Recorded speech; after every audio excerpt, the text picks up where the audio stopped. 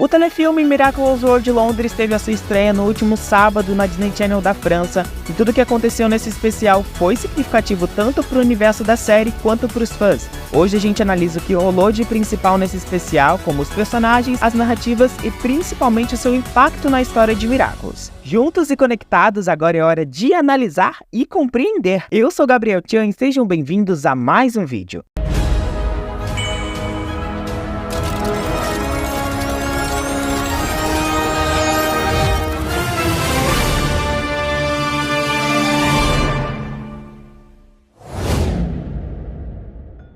O telefilme de Londres ultrapassou as expectativas de todo mundo e ainda conseguiu se tornar o maior da franquia segundo as opiniões do fandom, e particularmente eu tenho que concordar sem sombra de dúvidas que esse foi o maior da franquia. Começando com a abertura, mesmo com poucos elementos ela ainda conseguiu ser incrível, e tudo isso através de uma trilha sonora magnífica. De um modo geral e diferente dos outros, nesse especial a gente teve uma narrativa rápida e com poucos pontos de enrolação.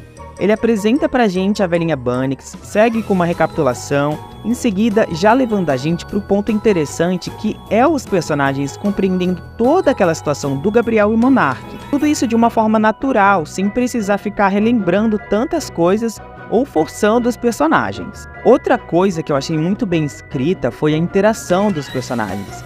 Os sentimentos ficaram claros nos diálogos, na caracterização. A gente tem a Natalie lidando com o Adrian e com a Marinette também, a Kyoko com a Tsurugi, isso sendo cenas sem diálogo, onde a gente consegue entender o que os roteiristas quiseram passar pra gente. Em minutos, o especial segue levando a gente pro problema da história principal, que é o desejo destruidor que desencadeou o fim do tempo. A Marinette se torna Chronobug, ela analisa a situação, começa a praticar o plano e isso não fica repetitivo, mesmo sendo uma história que explora a viagem no tempo. Quando as dúvidas são implantadas pelas personagens, segundos depois elas já concluem a situação, sabem o que fazer e elas lideram a missão em equipe. A relação delas duas, gente, durante todo o especial é algo lindo de se assistir.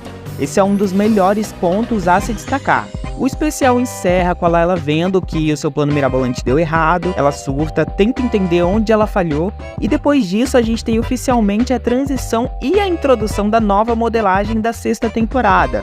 Um trecho com esses gráficos finalmente finalizados e com uma qualidade maravilhosa, diferente das cenas que a gente analisou no trailer revelado há uns meses atrás e na conferência da Tfue. Cenas essas que não estão finalizadas. Agora vamos falar um pouquinho sobre as personagens dentro desse telefilme. De início, eu quero destacar a Mini Bunnix.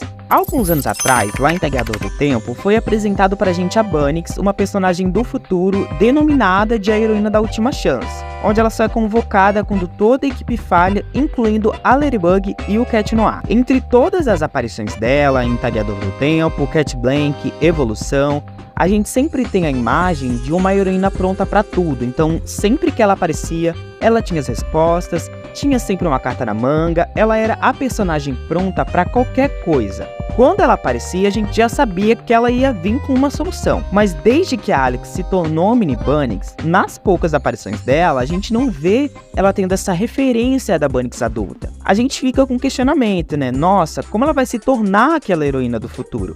E o telefilme de Londres, ele serve justamente pra isso.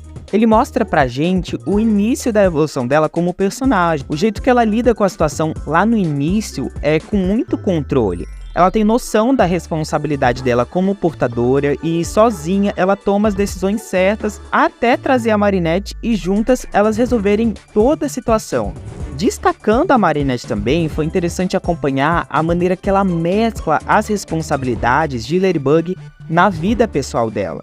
Por mais que ela carregue toda essa narrativa obscura do Gabriel ser o Monarch, ela ainda consegue se manter no lugar, então ela acolhe o Adrian, fortalece ainda mais a amizade dela com o Cat Noir e mostra uma determinação imensa durante todo o combate do especial.